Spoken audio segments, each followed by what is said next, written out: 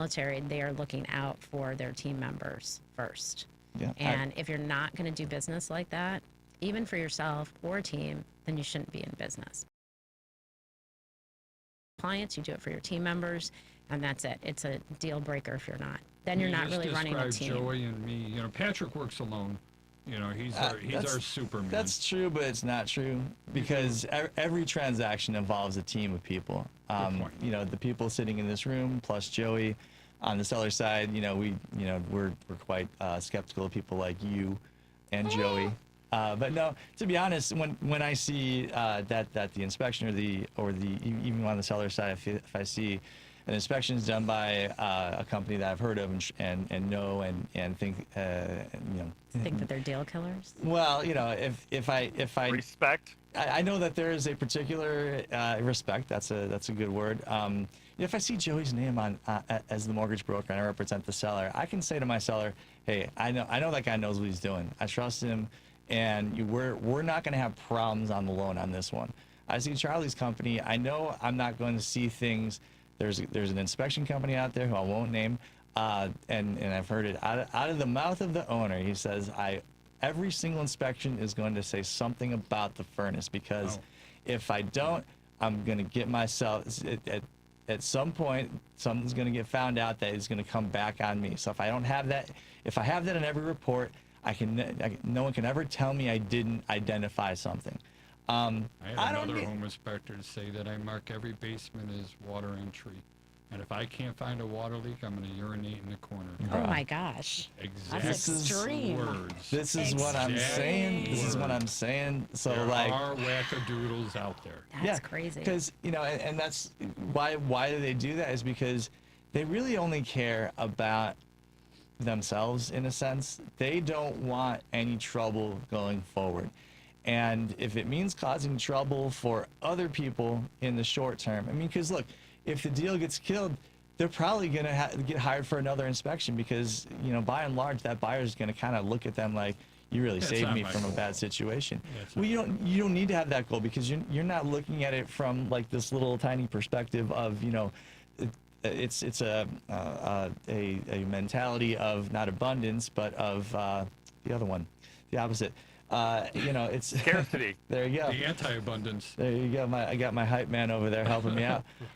But yeah, you know, you're operating from a different perspective, one that is focused on the holistic good of the client and the transaction as a whole.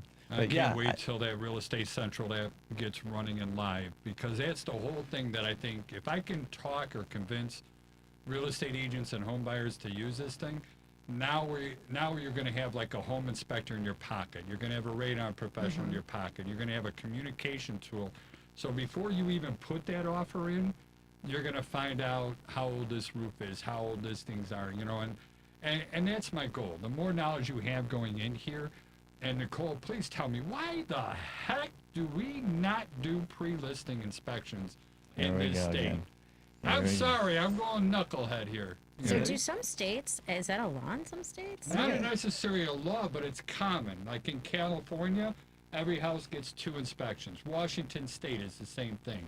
So it seems like that's more of a West Coast thing, but they do a pre-listing, that report is given, and then not everybody, but some people believe it and run with it. Other people hire their own inspector, so they do the house twice.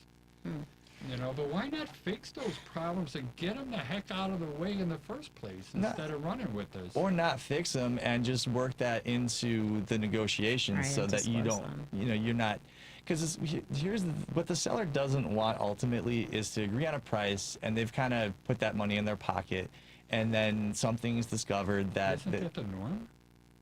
Well, sure, but if you, let's change the scenario here. So if you just like, you know, put your hands over your eyes and your fingers in your ears and you don't want to know nothing about the property for the best with the inspection, you know, you're taking a bigger risk. And you're gonna have to deal with it after you've agreed on that price. The only direction that price is going is down after an inspection, right? To the extent that there's new things discovered in the inspection. Whereas if you've already discussed and negotiated the warts that the property has, so to speak, before that price is arrived at. The buyer has much less of a reason to complain about something they already knew about. It's already been discussed. Hey, the appliances are all 15 years old. Sorry, you know, that's going to be a problem. That's going to be a you problem going forward because, you know, the property is still worth what I'm asking for. And if you agree to pay full price, it's with these appliances. You know, the more you get out of the way in that initial negotiation, the smoother that transaction is likely to go after the contract's been signed by both the buyer and seller. You know, I'm going to go back to my speeding analogy a little bit on this one. You know, and I remember I did get a ticket when I was young for going too fast, and I had other people passing me, and I said to the police officer, I said, you know, all these other people are going much faster than I. Why did you pull me over and give me a ticket? What? They love that. I'm sure. And he didn't, all right? But his response was, have you ever gone fishing? I'm like, yeah. He goes, did you ever catch all the fish? I'm like, no, never mind. Don't tell me another word. So that's where it comes in there. And where I'm going with this is that, you know, I'm going to go home inspector bashing. We got a lot of uneducated people in my business, all right? And I think, and we have a lot of people that I also think are unethical. You know, we have home inspectors that refuse to put more than 15 defects in a home inspection report because they don't want to kill the deal. We have home inspectors that want to be in and out of a house in an hour or less because they don't want to upset the real estate agent who feels that they shouldn't be there that long. Oh, you've heard this one too. For not being there too long. Well, I've had people stay 4.5 hours where I'm like, this is a little crazy. And I'm guilty. We're guilty of that too. Whenever, and that's one of the reasons why we only schedule. Typically we're 3, all right?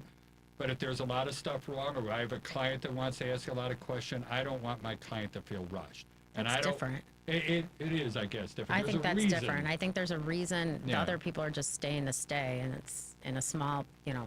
And they're talking about football or yeah, baseball. it just It's doesn't like, make any focus. sense. Right. But like you're saying, everybody runs their business differently. So It why is. home inspections aren't done prior to listing? I think it's because, remember, real estate is a little bit of the Wild West, and everybody runs their business differently. So it depends on, one, how the agent broker is going to be running their business, and it depends on who the client is.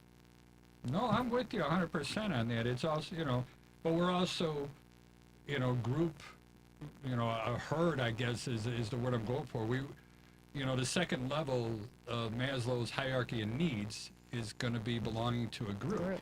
Yeah. And you want to, whatever's happening in your group is the norm. And I think that this, where we don't do pre-listing inspections, has become the norm. Or even when we do pre-listing inspections, we don't offer that information up or out. And it was also explained to me one time by a real estate broker that, you know, this is right when I started dating after the divorce, and she was come by, she goes, do you tell everybody all of your medical problems on the very first date? Do you tell them all the stuff that's negative about you on the very first date? I'm like, no, I don't. I want them to like me first. That is real estate. You want to bring somebody there, you want them to get them to fall in love, and you got to let them know there's going to be bad things that are going to happen. What do you think of that? Well, yeah, I mean, when I go into a listing presentation, I say, tell me what's going on with the house. They tell me, or I go find it myself, because I will walk around and see things and notice things. But you have to be experienced to do that. Yeah. And experienced on how to broach that with your client, because some are like, forget this. Like, I'll go hire somebody else who's not going to poke around my house and tell me what's wrong with it. So there's a way to discuss it. So this is on the listing side. On the listing side, And yeah. you're going to share as much as you can. I got you. No, that makes a lot of sense. We're getting towards the end. We still have a couple minutes left. But Patrick gets mad at me whenever I always He does ask this a every question. time. He goes, And 2 minutes. One more okay, question. so tell me, what are your thoughts on, you World know, peace. No, Nicole, if you don't mind, Obnoxious. give us your contact information one more time. And honestly, if anybody has questions, I know you volunteer a lot of time as well, even though they're not going to become a client or whatever. But the more you know, the more you're worth. And when we have people that are as educated as Joey Patrick, and I'm sorry, I know it's conceited myself, these are the true professionals that you want to be working with and taking your advice from. And taking advice from the weaker ones that just don't have the knowledge. So please share how people can ask you questions. You can text me, 773-727-2199. One more time slower, please. 773-727-2199, Nicole Hajdu, or I have a website, Hajdu Bongiorno Group, but that is very long. So you can email me at nhajdu@Dreamtown. Sounds good. Patrick, please. You didn't give me my Phil Collins. You're mean. Oh, that's right. Patrick Loftus, real estate lawyer, Loftus Law. Find me on Instagram, Loftus_law. Find me on TikTok, Loftus Law. Patrick has rock and roll music. I can't hear it. Joey, please. Joey Mathews, the VA Loan Nerd. You can find me at the VALoanNerd.com. Across all the social medias as at the VA Loan Nerd. You can call or text me at 630-235-2405. I'm so happy my sax came back. Amen to that. You got all the sexy Joey music on here. My name is Charlie Bellefontaine. Thank you guys for listening, and I hope everybody picked up something good about owning and buying a home and financing all this stuff. I own Chicagoland Home Inspectors. Our website is www.thehomeinspectors, that's plural, O-R-S, and it's a .com. Our phone number is 312-544-9180. I'd like to give special thank you to Devin Tingle. He's our producer, and he makes everything work. And again, my name is Charlie. Thank you for listening.